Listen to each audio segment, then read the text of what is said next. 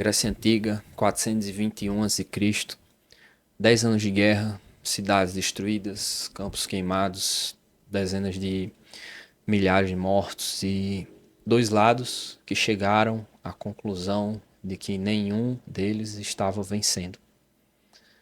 Em virtude disso, eles assinaram um tratado de paz. Prometeram 50 anos de trégua, prometeram devolver as cidades que foram subjugadas, prometeram fazer troca de prisioneiros, prometeram também que cada um ficaria com o que tinha antes. Esse tratado se chamou Paz de Nícias, mas um tratado que tinha prometido 50 anos só foi cumprido por 6 anos e meio. Depois a guerra veio de novo, só que dessa vez ela veio com um formato mais diferente, pode-se dizer mais brutal, com decisões piores para os dois lados. E também veio uma cena que ficou marcada como uma das mais frias e talvez honestas análises que já foram registradas na história de qualquer livro de história. Quando uma pequena ilha chamada Melos pede para ser deixada em paz e Atenas responde que não. Por quê? Ela diz que porque os fortes fazem o que podem e os fracos sofrem o que devem. Bem-vindo ao Livrosofia, meu nome é Ramon e esse é o quinto episódio da nossa série sobre a história da Guerra do Peloponeso de Tucídides. Hoje a gente vai falar sobre a tal Paz de Nícias. A gente vai falar sobre um personagem que vai ganhar aí uma notoriedade, que vai ser Alcibíades. Vai ser um dos personagens mais perigosos do livro. E também vamos falar sobre esse diálogo, tão famoso diálogo de Melos.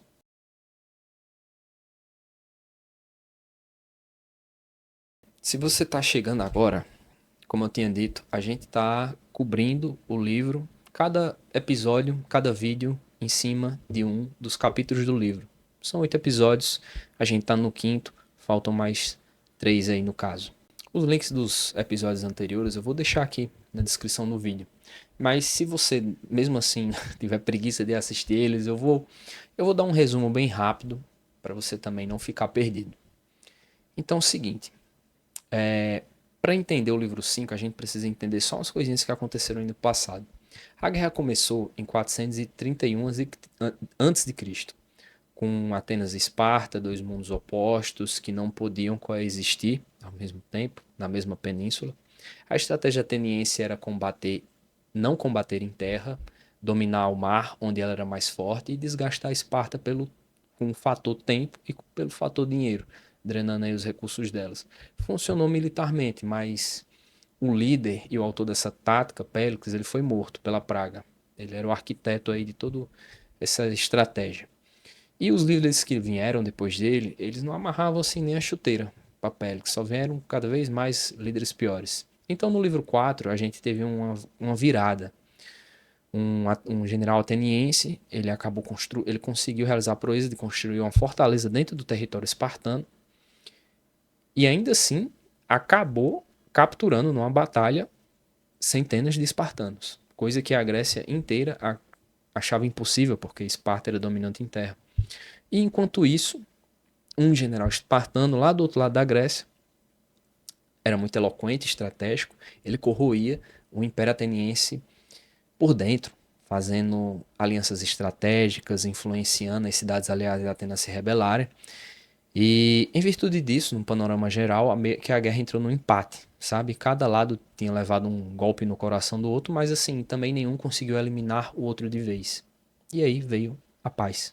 No 10º ano de guerra, os dois lados eles estavam assim muito desgastados. Esparta queria de volta aqueles prisioneiros capturados em Pilos e Atenas queria recuperar as cidades que esse general chamado Brasdas havia roubado, especialmente uma cidade chamada Anfípolis, que era uma cidade estratégica, fornecia madeira para o Império Ateniense. E aí um tratado foi redigido. O texto previa a devolução mútua de territórios, troca de prisioneiros, 50 anos de trégua. As cláusulas assim pareciam bem sólidas, mas só que tinha um problema fundamental. Quase nenhum dos aliados de Esparta, primeiramente aceitou o tratado. Os coríntios eles não assinaram, os beócios eles não assinaram, os eleus também não, porque cada um tinha suas próprias razões que não foram consideradas por Esparta lá na hora de assinar o acordo. Eles se sentiram que Esparta tinha feito a paz nos seus próprios interesses, sem consultar antes seus aliados. E também do lado ateniense, por exemplo, a cidade de Anfípolis, que era ela teria que ser devolvida a Atenas e ela simplesmente não foi. O general espartano responsável, né, pela conquista da cidade disse que não podia entregá-la contra a vontade dos próprios habitantes locais. E ficou por isso. E Tucídides, o autor, ele disse que era um tratado que existia no papel, era muito bonito, mas no âmbito prático, os dois lados eles continuavam se prejudicando o quanto podia, só que sem assim uma invasão direta do território um do outro. Ou seja, a guerra continuava, só que por outros meios. E aí, agora na história entra um personagem que vai ficar no centro dos próximos livros.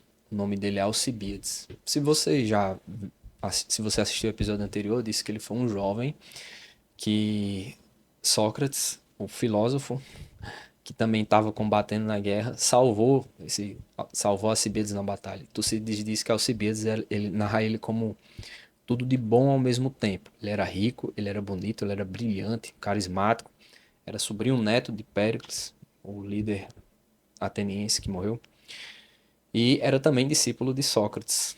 E, e ainda era um vencedor dos Jogos Olímpicos, um atleta. Era o tipo de pessoa que entrava no ambiente e todo mundo parava para olhar. E ele era uma pessoa de uma ambição sem limites. E ele também era muito sem escrúpulo. E Alcibiades, ele odiava Pargenícias, ele odiava o tratado porque ele tinha sido negociado sem ele.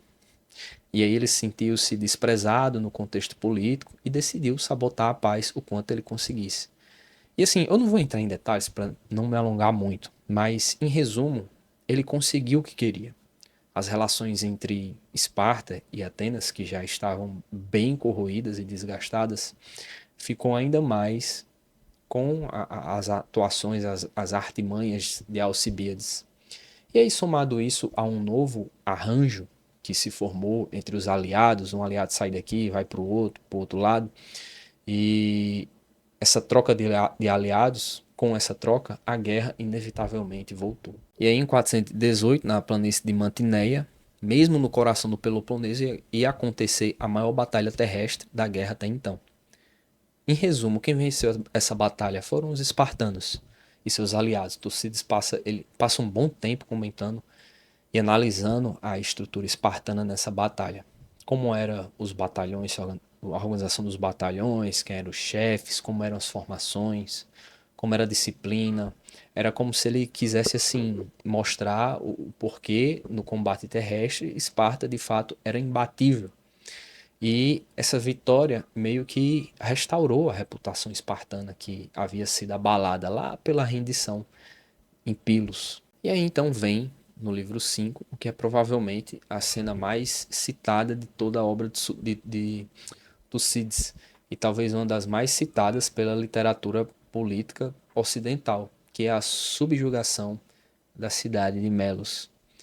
Era o seguinte, Melos era uma ilha pequena no mar Egeu, era uma colônia espartana que havia ficado de fora da guerra até então, eles eram neutros, sem se aliar a nenhum dos lados. E Melos simplesmente existiu como uma ilha independente e pagando imposto a ninguém. Ela foi esquecida e lá vivia sem se meter em nada, até que um dia Atenas passou a ficar irritada com isso.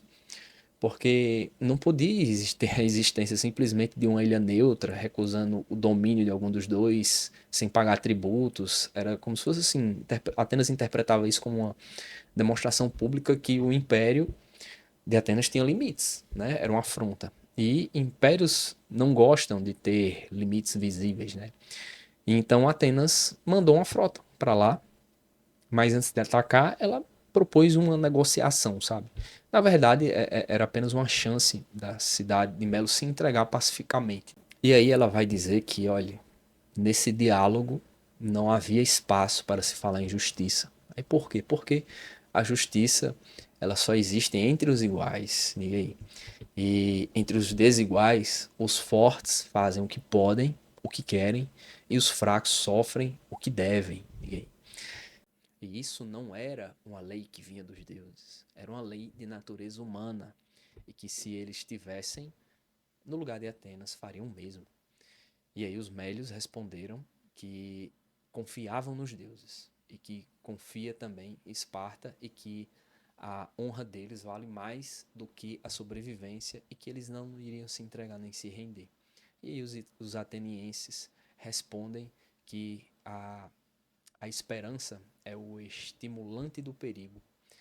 Ela, como se fosse assim, ela é boa quando você tem outros recursos, mas quando você aposta tudo nela, ela lhe leva à ruína. E aí, mas mesmo assim, os Mélios não cedem. E aí, os atenienses cercam a ilha, esperam. Melos chega a resistir por alguns meses, mas depois capitula. E aí os atenienses, eles matam todos os homens em idade militar de Melos, escravizam as mulheres e as crianças e colocaram lá os colonos atenienses para repopular a ilha. Pessoal, isso aqui é apenas um resumo do resumo do resumo, porque o diálogo, ele é grande. Tucídides ele vai narrar os detalhes do diálogo. Ele é muito massa e vale muito a pena ler. Tucídides ele expõe o mecanismo de como é a filosofia dos impérios, como os impérios funcionam, o mecanismo de como o poder justifica a si mesmo, o mecanismo de como as populações pequenas elas são destruídas, não por malícia, mas por uma lógica fria de quem está no poder, tá entendendo? Meus amigos, esse vídeo vai ser bem curto, porque esse capítulo é curto. O livro 5 ele é sobre um intervalo entre guerras e o que esse intervalo revelou. A paz de Nícias mostrou que o tratado de paz construído sob desconfiança mútua não são paz. São apenas umas pausas táticas onde cada um lado tenta melhorar a sua posição antes da próxima rodada. A atuação de Alcibiades ela mostrou que quando a democracia não tem uma figura forte para conduzi-la, ela fica vulnerável a homens que usam justamente o processo democrático, a burocracia e o peso estatal para servir a si mesmo e contra o interesse do povo. A batalha de Mantinéia, ela meio que mostra que a força espartana não havia desaparecido e tinha apenas ficado meio que fora de campo por alguns anos. E esse episódio de Melos, ele também revela que Atenas, a cidade que Péricles chamou de escola da toda a Hélade, era capaz também de massacrar civis de uma ilha neutra por razões puramente estratégicas e depois seguir em frente como se nada tivesse acontecido, sem hesitar. Tucídides ele vai posicionar esse diálogo de Melos antes do maior erro estratégico ateniense que vai vir por aí, que é a expedição à Sicília, que vai ser justamente o assunto aí central do livro 6. Então é isso, meus amigos. Esse episódio, felizmente ou infelizmente, foi mais curto. Essas foram minhas interpretações sobre esse grande livro. E eu espero muito que você no próximo episódio. Eu vou ficando por aqui, tamo junto, é nóis.